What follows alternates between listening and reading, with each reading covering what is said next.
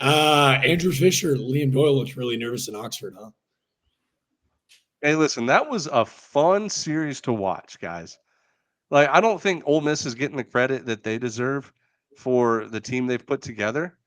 And like with Andrew Fisher, Liam Doyle playing big roles in that weekend series win on the road for Tennessee, like I could just tell how like Ole Miss fans were a little bit more pissed off about it. Like, damn, how do we let those guys go? Yeah, I They're mean, both I, studs. I mean, I don't know if that's a testament to Tony Vitello just being the more desired program, or that's a testament to these guys just didn't feel like they got the right end of the stick at Ole Miss. Like, I don't know what happened in Oxford. I don't know why they wanted to leave, but it makes you wonder. Like, did Vitello already have players really wanting to leave a good spot to go to Knoxville? Maybe. Cannon Peebles left a good NC State program to go to Knoxville. A lot of guys are doing it. So who knows? It was Yeah. a super fun series, though. Like, I know Vitello talked about it, and he's like, everyone made it a huge storyline, but like the most dangerous piece in that Ole Miss lineup was, a Wildcat. So they're a fun team. Like the Federico kid, I listened to a podcast with him earlier this week with some awesome Cincinnati dudes. He's a really fun body. Luke Hill, Isaac Humphrey, like they've got a fun squad. And I know there's been a lot of conversation down there, but it felt like Swayze was kind of crazy for the first time in a while. I know there's a lot of orange there, but it was a lot of fun. Maybe not as much fun as Arkansas, Georgia, but pretty damn close. Yeah. Yeah. Yeah. I think, you know what the thing is? I think Ole Miss, if they, for some reason, they just don't find a way into hosting, that's going to be one of the most dangerous 2 seeds, because that lineup can any day of the week put up a 4 spot, and they did it all weekend, and they've been doing it. That is a big, powerful lineup. So I don't know. I can't imagine a world where that's a 2 seed in somebody else's regional. Right. Well, I mean, think about this. If the ninth inning today goes a little different, how do we perceive Ole Miss? Do we perceive them as like, holy crap, they just won 2 out of 3 against Tennessee? Like this team is legit, or are we shifting that focus to, hey guys, is Tennessee like, are they struggling a little bit? Like, are they? You know what I'm saying? Like that 3-run top of the ninth that helped Tennessee come back and win today. That ninth inning plays a huge factor in like perceptions of teams, because in the grand scheme of things, it's like, oh, Ole Miss lost 2 out of 3 at home against Tennessee, and Tennessee went on the road and won 2 out of 3 at number 7 Ole Miss. But it's almost like you were 3 outs away from changing that perspective entirely. I Right? think Does that I make think it's sense? just, I think it's just a testament to the week in and week out in the SEC, how damn hard it is to win. I think that's all the perception, in my opinion, because I don't think anything different of Ole Miss. I don't think anything different of Tennessee. I think the only thing different I think of Tennessee is, even when they're struggling a little bit, they found a way to win.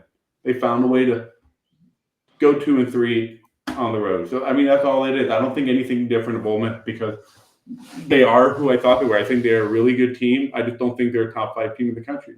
I think they're in that 6 to 15 range, anywhere you want to put them. I think they're a really good team. They're just not in the upper stratosphere. But Tennessee showed we struggled this weekend. We didn't play our best baseball. We still got out of Oxford with the series win. I think you just proved my point Man, about my the takeaway. perception thing. No, I don't. They I went don't think it. they went toe to toe with Tennessee, and like neither team showed a glaring weakness other than Tennessee's defense was horrible. Um, like there was never a point where I was like, oh, this Tennessee team is way more talented than Ole Miss. Like they were toe to toe, like pretty equal teams. Um, I see what you're saying, but I still don't think from day one, February 14th today, you can say that Ole Miss is perfectly equal with Tennessee. This weekend, sure you can, punch for punch, but I think when Tennessee's playing their best baseball, they are much better than Ole Miss. Ben, I see what you're saying. I think They have the better pitching, and they have the better 1 through 9. It's the power of social media right now. The only reason you're saying they're better is because Tennessee won the national championship. Tennessee's in a lot of tweets. Tennessee goes viral all the time. But when you actually look at just this year and the numbers themselves, you're like, oh, wait a second. Like, it's actually pretty balanced. across the entire league as a whole. But the conversation around Tennessee is a little bit louder because people like telling that story more. Yeah. So I don't want to be. Man, my takeaway on Ole Miss, just I've seen them 3 times in person, and it just did happen to be opening day weekend. I thought the lineup was very competitive that entire weekend. What they lacked a little bit on the opening weekend was knowing their top arms from each other. And that's what I think I'm most impressed about this Ole Miss team. They have everybody who's thrown at least 15 innings this season, which means they have figured out where and when they're using these guys. Everybody that has thrown 15 innings, sub 5 ERA. In SEC play, that's damn good. The 2 guys that are above 5 innings that frequently get rolled out there, Maddox Riley, a senior who's been there, done that, was on that 2022 national championship team. And then, what's his name? Will McCausland, who was one of the best mid-major pitchers in all of the country last year at St. Joe's. I think this pitching is good enough, and the lineup is competitive. I